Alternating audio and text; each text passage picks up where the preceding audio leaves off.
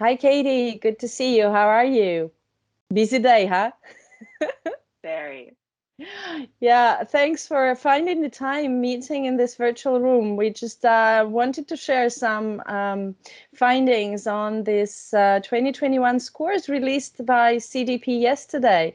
Another record year for CDP with over 13,000 organizations disclosing their information through the climate change disclosures, water security, and deforestation. I think it's a mammoth increase of almost 40% since last year, right? And with our experts, we supported 75 client responses across the globe. So how did scores come across for your clients in the North America? Thanks, Kat. Yes, it's always an exciting day, and it was a big year across the entire corporate sustainability world, and especially here at Schneider with our clients as well. Thankfully, since we've been a CDP accredited gold consultancy and software partner for a number of years, we've got kind of all the background and knowledge and tools that we needed to forecast the scores that we were hoping to see for our clients. Nevertheless, when the scores come out, it's always great to have proven that almost 90% of the clients across both of our teams received either an A or a B in 2021. We also had just some really great individual highlights from clients, folks that went from a D their first year reporting to a B this year when they started working with us, and other jumps in climate from C to A minuses and things like that. So of course, that's most of the credit to that goes to our clients for doing really great work on the ground and within their organizations every year. But we always love to ride on the coattails and kind of bring those reports up to snuff to really show the great work that they're doing.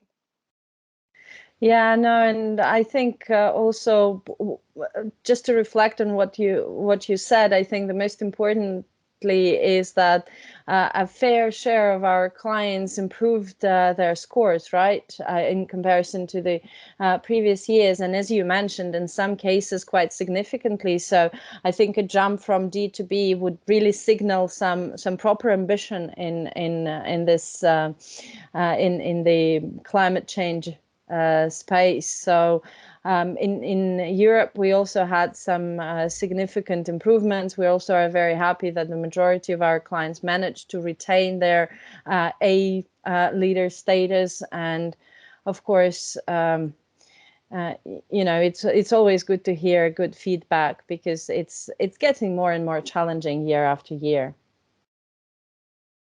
It absolutely is. That's really great news, and congrats to all the clients in EMEA.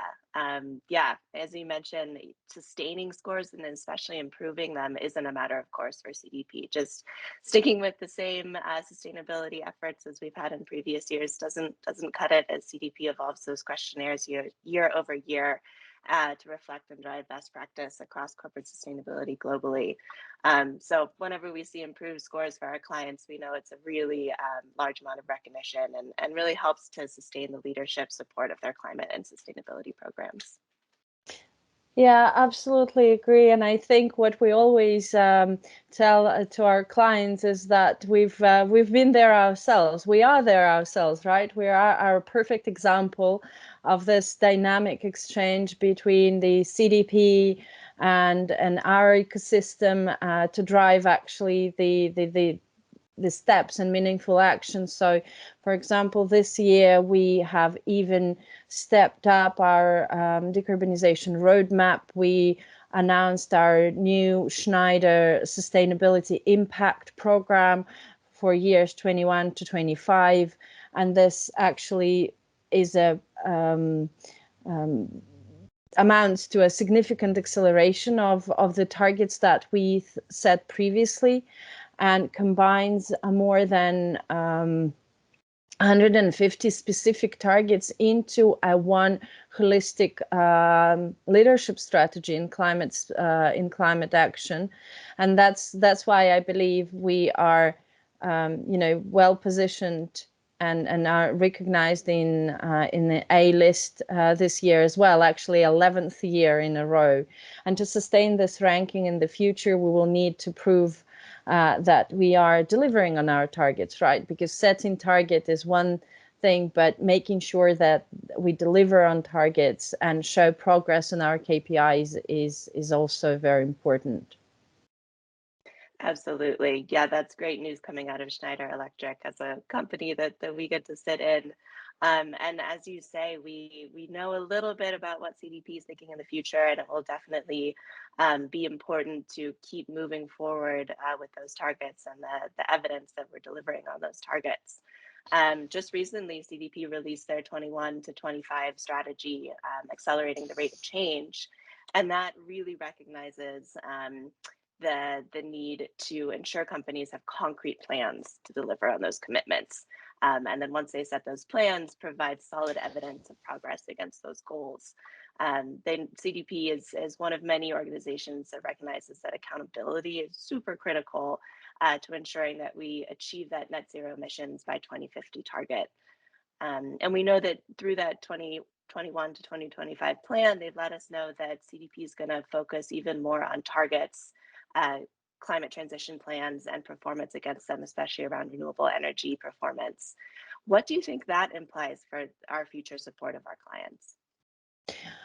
I think, and this is what we already see actually. So in climate action, we started getting requests for support to actually adjust and accelerate targets that companies introduced, let's say, a year or a couple of years ago, and now they need to, they want to make them more ambitious. They want to create more robust plans around that. So, and this, at least for the EMEA companies, that is driven also by CDP reports. So their report called Running Hot have found that actually the European corporates, if they sum up all the ambition and targets from the European corporates, that the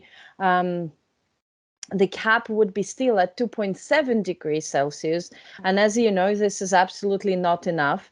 We need to drive the 1.5 degree transition and 1.5 degree future. So this is a clear message to at least to European companies that they need to, they need to toughen up, they need to accelerate their targets. And I think that with the release of the new net zero standard, that would be the way forward and the framework that will be used. I mean, obviously, SBTI is in partnership, right, with CDP and other NGOs. So we will see a lot of movement in this area, and we will track closely what will happen and what will materialize in the next year's questionnaire from CDP.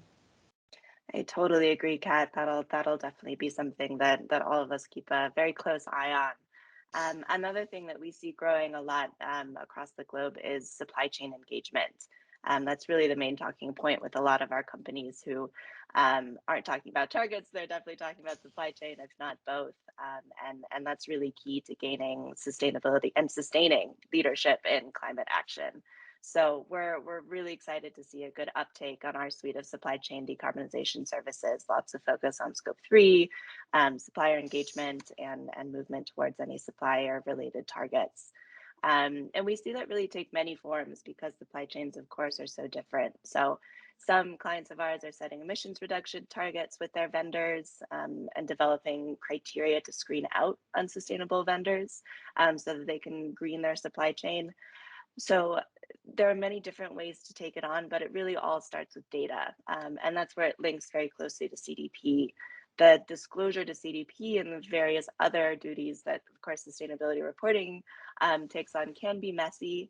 And so we really rely on the use of Resource Advisor in North America, and I'm sure in EMEA as well, to manage the process of collecting that quantitative data as well as some qualitative data, and then really collaborating on the responses using task management and exporting the results to CDP and all of the other reporting disclosure frameworks that our clients hold so dear. Absolutely, no, I can totally relate to that, and the data quality, requirements have elevated definitely. So especially in Europe, we always see that the complexity in sustainability reporting is only increasing, right? With the whole new suite of different regulatory frameworks coming to life, like EU taxonomy, the new SFDR directive, or the corporate sustainability reporting directive. Several countries have already started discussing or have introduced the TCFD related disclosure becoming mandatory. So climate risks and opportunities, or disclosure of climate risks and opportunities, is becoming mandatory. So it means that, that data gathering has to be managed in a proper way. It has to be auditable internally and externally. And obviously this, for a multi-site, multi-country organization, cannot be managed via spreadsheets. 100%. I absolutely agree. And with all of the new reporting frameworks that are popping up in Europe and likely will pop up in other portions of the world, I think that means that CDP will only continue to grow in its relevance and anchor function. They are kind of the one of the original reporting disclosure frameworks, and certainly are key to a lot of the actions that are taking place globally right now in terms of climate action. So I'm excited to see that grow and continue, and I think CDP will just keep building. I mean, they're trying to enhance their transparency on environmental issues, bringing in things like biodiversity to next year's questionnaire, and then build on using that to build on the foundation for a 1.5 nature positive global inequity economy, which will be a really interesting transition to watch in the future. So we expect that the challenges will continue. Hopefully the successes will also continue, but we're sending good energy across the ocean and hoping you some great successes in 2022 with your client support. I'm sure we'll keep chatting, and we'll definitely catch up shortly to plan for the best way to get our experts in the starting blocks. Sure. Thank you. Same to you and your clients. I mean, the new reporting period will be challenging and exciting, I'm sure, and we'll definitely speak soon. And well done, on the positive results this year. Likewise. Thanks, Kat.